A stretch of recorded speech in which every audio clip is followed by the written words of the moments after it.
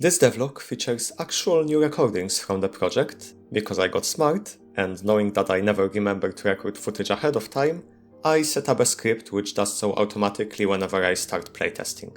Which does mean that these recordings consist mainly of moving around for a few seconds before something goes horribly wrong, but that's just how game dev is. And because I can't find a good way to start talking about what I've done over the last week, let me start by restating the goal of this project. That is, to have a combat system capable of recreating the fight scenes from Murder Drones, and then potentially expand it into a full fun game. And the current progress towards it?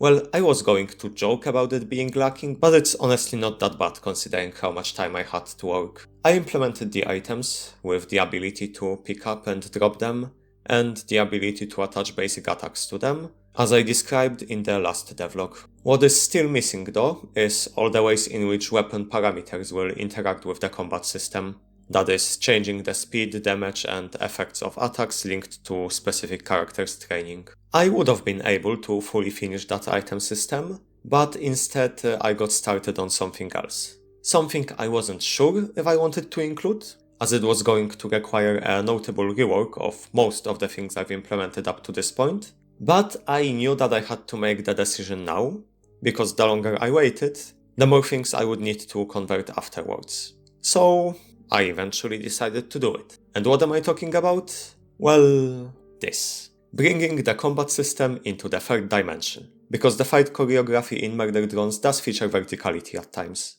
And well, it really shouldn't surprise anyone. Every other notable character has wings after all. But I did not think about it for quite a while. And I of course haven't considered it back in April, when I was making this as just a Cardinal Quest inspired combat system. In that game the verticality boils down to walls which are impassable, pits which instantly kill anyone and anything that gets pushed into them, and a flight status condition which allows you to temporarily pass over these pits.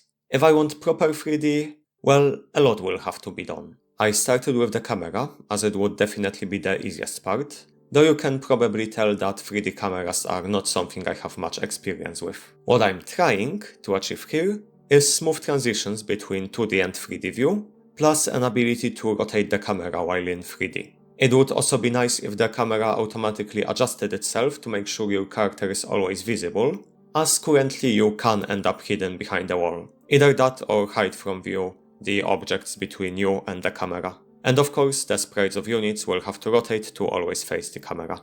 Most of this should cause no issue at all, it's just a matter of taking the time to implement everything properly. Though I do foresee one potential problem, which I will have to tackle at some point, that being large enemies meant to take up multiple tiles in a shape other than a square. But that's a bridge to cross when I get to it, and before then I will have to tackle other potential issues that come with bringing this project into the third dimension. Those being movement and targeting. Basic movement while flying will be easy enough, just adding the option of moving directly up and directly down in addition to the cardinal directions. For the keyboard we can use Q and E buttons for it. For moving by clicking on the screen we can calculate which direction the cursor position was closest to.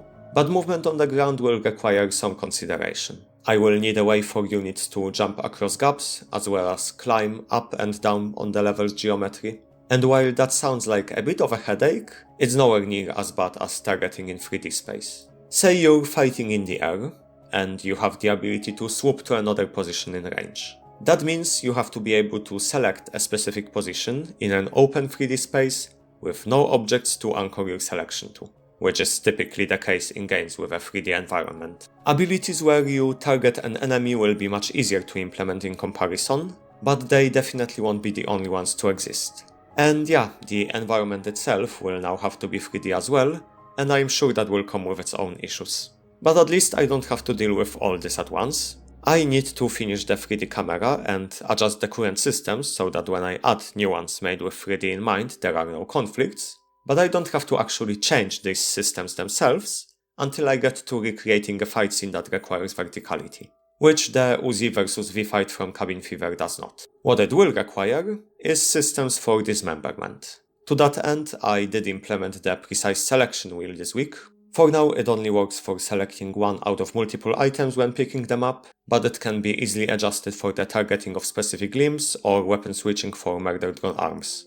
Making the attack cut or rip of limbs will be easy enough. Making that actually affect the units will take some more effort, but at least I don't have to wonder how the units should be affected, since the show provides plenty of examples. It will probably also be the right time to implement regeneration, both for rebuilding lost limbs from scratch and reattaching them. And I think that is all I wanted to talk about. I am once again finishing this script relatively late, so I'm tired and I might have forgotten something. If I did, I'll put it in the next devlog in 2 weeks.